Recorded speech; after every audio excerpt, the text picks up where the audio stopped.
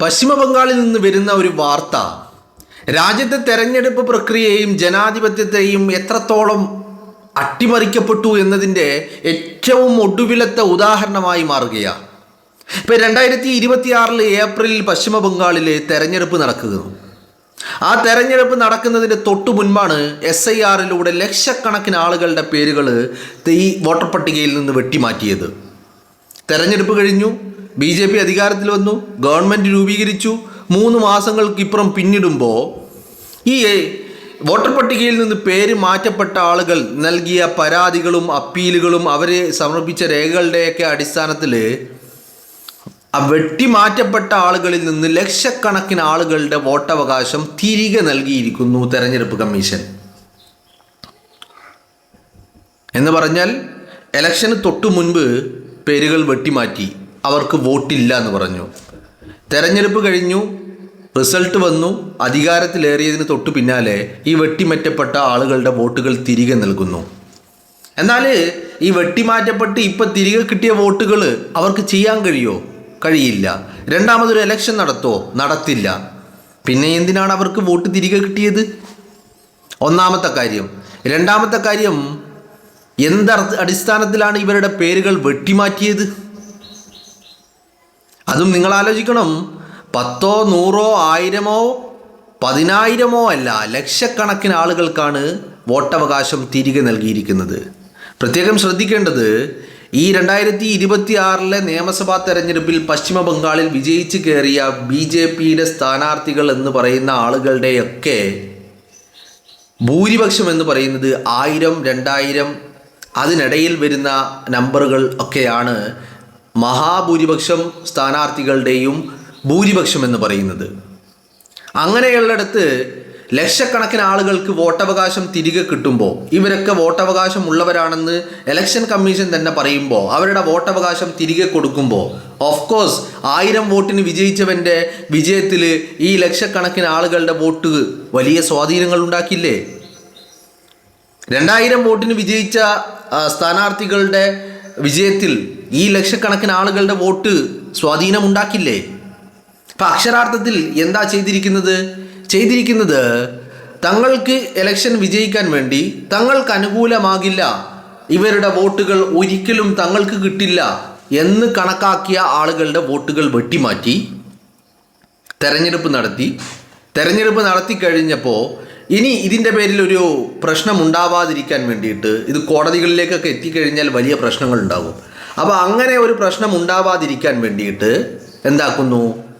ആ ആളുകളുടെ വോട്ടവകാശം തിരികെ നൽകുന്നു. എന്നാൽ അവർക്ക് ഇനി വോട്ട് ചെയ്യാൻ സാധിക്കുമോ? ഈ കഴിഞ്ഞ തെരഞ്ഞെടുപ്പിൽ വോട്ട് ചെയ്യാൻ സാധിക്കുമോ? നെവർ. അവർക്ക് വേണ്ടി ഇനി അങ്ങനെ ഒരു വോട്ടെടുപ്പോ മറ്റുള്ള കാര്യങ്ങളോ ഒന്നും സാധ്യമല്ല താനും എന്നുള്ളതാണ്. അപ്പോൾ ഇത്രയും കൃത്യതയോടുകൂടി പ്ലാൻ ചെയ്ത് അധികാരത്തിലെത്താൻ വേണ്ടി രാജ്യത്തിൻ്റെ തെരഞ്ഞെടുപ്പിനെ അട്ടിമറിക്കപ്പെട്ടു എന്നുള്ളതിൻ്റെ ഏറ്റവും ഒടുവിലത്തെ ഉദാഹരണമാണിത്. ഇത് പറയുമ്പോൾ നമ്മുടെ മനസ്സിലേക്ക് ആദ്യം ഓടിയെത്തുന്നത് 2024 ലോക്സഭാ തെരഞ്ഞെടുപ്പിൽ UPയിലെ വാരാണസിയിൽ മത്സരിച്ച നരേന്ദ്രമോദി 1, 2, 3, 4, 5, 6, 7 റൗണ്ടുകൾ പിന്നിട്ട് സമയം ഉച്ചയ്ക്ക് 12 മണി 12:15 ആയിട്ടുണ്ട്. 50,000 വോട്ടുകൾക്ക് പിന്നിലാണ് നരേന്ദ്രമോദി. ആ ഘട്ടത്തിൽ ഇലക്ഷൻ കമ്മീഷൻ്റെ സൈറ്റ് ബ്ലോക്ക് ആകുന്നു.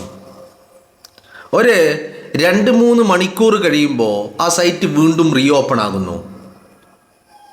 സൈറ്റ് ബ്ലോക്ക് ആകുന്ന ഘട്ടത്തിൽ 50,000-ഓളം വോട്ടുകൾക്ക് പിന്നിലായിരുന്ന മോദി സൈറ്റ് റീഓപ്പൺ ആകുമ്പോൾ 1.5 ലക്ഷത്തിന് വിജയിച്ചതായിട്ടുള്ള അന്തിമ ഫലമാണ് ഇലക്ഷൻ കമ്മീഷൻ്റെ സൈറ്റിൽ കാണുന്നത്. ഇതിനെ ഒരു തെരഞ്ഞെടുപ്പ് അല്ലെങ്കിൽ ഒരു നടപടിയിൽ നടന്ന അസ്വാഭാവികത എന്ന് പറയാൻ പറ്റുമോ? ഇത് അസ്വാഭാവികതയല്ല, ഇത് ക്രമക്കേടാണ്, അട്ടിമറിയാണ്. വളരെ കൃത്യമായിട്ട് ഇത് പറയുമ്പോൾ തന്നെയാണ് ഈ കഴിഞ്ഞ മാസം ഈ 2026 ഏപ്രിലിൽ നിയമസഭാ തെരഞ്ഞെടുപ്പിന് ബംഗാളിൽ ഉപയോഗിച്ച EVM മെഷീനുകൾ 4000-ലധികം EVM മെഷീനുകൾ കത്തി നശിക്കുന്നതും കഴിഞ്ഞ മാസമാണ്. കഴിഞ്ഞ മാസം EVM മെഷീനുകൾ കത്തി നശിക്കുന്നു. ഈ മാസത്തിൽ വെട്ടിമാറ്റപ്പെട്ട് വോട്ട് ചെയ്യാൻ പറ്റാത്ത ആളുകൾക്ക് പേരുകൾ ഉണ്ടായിരുന്നു. ആദ്യഘട്ടത്തിൽ SIRലൂടെ പേര് വെട്ടിമാറ്റി. പിന്നീട് വോട്ടിംഗ് കഴിഞ്ഞു, ഇലക്ഷൻ കഴിഞ്ഞു, റിസൾട്ട് വന്നു, ഭരണത്തിലേറി, ഗവൺമെൻറ് രൂപീകരിച്ചു. ഒക്കെ കഴിഞ്ഞപ്പോൾ വെട്ടിമാറ്റപ്പെട്ട ആളുകൾക്ക് വോട്ടവകാശം തിരികെ നൽകുന്നു. എന്തൊരു ജനാധിപത്യമാണോ ഇത്? നിങ്ങളൊന്ന് ആലോചിച്ച് നോക്ക്. രാജ്യം ജനാധിപത്യ രാജ്യമാണ് എന്നൊക്കെ പറയുമ്പോൾ ഈ ജനാധിപത്യ രാജ്യത്ത് എന്താണ് ജനാധിപത്യത്തിൻ്റെ ഏറ്റവും പ്രധാനപ്പെട്ട പ്രോസസ്സ്? എന്താണ് രാജ്യത്ത് നടക്കുന്ന തെരഞ്ഞെടുപ്പാ. ആ തെരഞ്ഞെടുപ്പിനെ EVM മെഷീനുകളിലൂടെ അല്ലെങ്കിൽ വോട്ടർ പട്ടികയിൽ നിന്ന് പേരുകൾ വെട്ടിമാറ്റി പല രീതിയിലാണ് ഈ പറയുന്ന തെരഞ്ഞെടുപ്പിനെ സ്വാധീനിച്ചു കൊണ്ടിരിക്കുന്നത് അല്ലേ? നിങ്ങളൊന്ന് ആലോചിച്ച് നോക്ക്. ആണല്ലോ. അപ്പോൾ വളരെ കൃത്യമായിട്ട് ഇത്തരം നടപടികൾ രാജ്യത്ത് വീണ്ടും ആവർത്തിക്കപ്പെട്ടുകൊണ്ടേയിരിക്കുകയാണ്. ഇതൊക്കെ ഒരു സാധാരണഗതിയിലുള്ള എല്ലാം സുതാര്യമായ ഒരു പ്രോസസ്സിംഗ് ആണെന്ന് പറയാൻ പറ്റുമോ? അപ്പം ഇതിനൊക്കെ കൂട്ടുനിൽക്കുന്നത് ആരാ? രാജ്യത്തെ തെരഞ്ഞെടുപ്പ് കമ്മീഷൻ അല്ലേ? തെരഞ്ഞെടുപ്പ് കമ്മീഷനല്ലേ ഇതൊക്കെ ചെയ്യുന്നത്?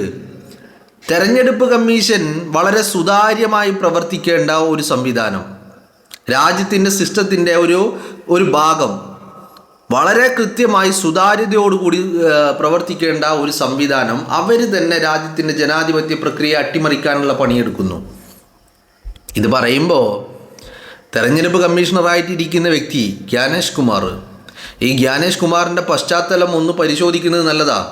ജ്ഞാനേഷ് കുമാറിൻ്റെ രാമജന്മഭൂമി ഇടപാടുമായി ബന്ധപ്പെട്ട് ഉയർന്നു വന്ന ആരോപണങ്ങളും കാര്യങ്ങളൊക്കെ വലിയ അർത്ഥത്തിൽ ചർച്ച ചെയ്യപ്പെട്ടതാണ്. ആ ജ്ഞാനേഷ് കുമാറാണ് ഇന്ന് രാജ്യത്തിൻ്റെ തെരഞ്ഞെടുപ്പ് കമ്മീഷനായിട്ടിരിക്കുന്നത്.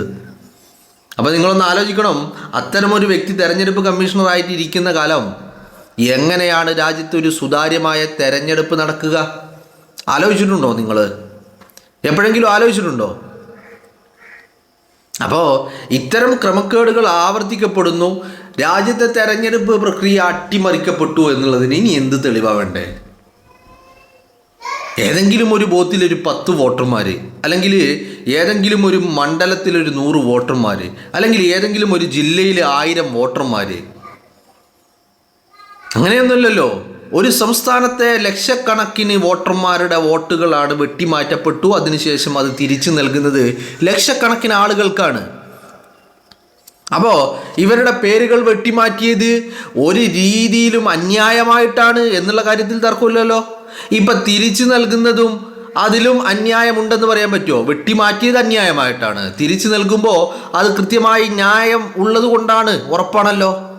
അപ്പോൾ ഒരു കാരണവുമില്ലാതെ വോട്ടുകൾ വെട്ടിമാറ്റി. അപ്പോൾ ഇവരുടെ വോട്ടുകൾക്ക് ഒരു വിലയുമില്ല ഈ രാജ്യത്തെ പൗരന്മാരുടേത്.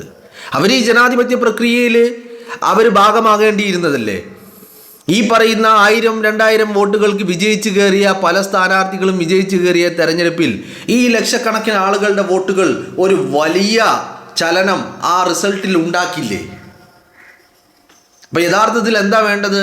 ഇപ്പം ഈ ചേർത്ത ആളുകൾക്ക് വോട്ടവകാശം നൽകണം, അല്ലെങ്കിൽ തെരഞ്ഞെടുപ്പ് വീണ്ടും നടത്തണം. രണ്ടിലൊന്ന് വേണ്ടേ രാജ്യത്ത്? ആലോചിച്ച് നോക്കുക നിങ്ങൾ. രണ്ടിലൊന്ന് വേണ്ടേ? അപ്പം വളരെ കൃത്യമായിട്ട് രാജ്യത്തെ തെരഞ്ഞെടുപ്പ് പ്രക്രിയ, രാജ്യത്തെ ജനാധിപത്യ പ്രക്രിയ അട്ടിമറിക്കപ്പെട്ടേ കൊണ്ടേയിരിക്കുക. ഓരോ വാർത്തകൾ, ഓരോ ഇൻസിഡൻറ്റുകൾ, ഓരോ സംഭവങ്ങൾ അതിനെ കൂടുതൽ ഈ അട്ടിമറിയെ കൂടുതൽ അതിൻ്റെ തെളിവുകൾ പുറത്തേക്ക് കൊണ്ടുവരിക അല്ലേ? അപ്പം ഇവിടെ ഒരു ഭാഗത്ത് വോട്ടർമാരുടെ, സാധാരണക്കാരായ രാജ്യത്തെ പൗരന്മാരുടെ വോട്ടവകാശം നിഷേധിക്കുന്നു, ഒന്ന്. മറ്റൊന്ന്, മണിക്കൂറുകൾ നീണ്ട ക്യൂ നിന്ന് വോട്ട് ചെയ്ത ആളുകൾക്ക് EVM മെഷീനുകൾ സ്വാധീനിച്ചത് കാരണം അവരുടെ വോട്ടിന് പോലും ഒരു വാല്യൂ ഇല്ലാത്തൊരവസ്ഥ.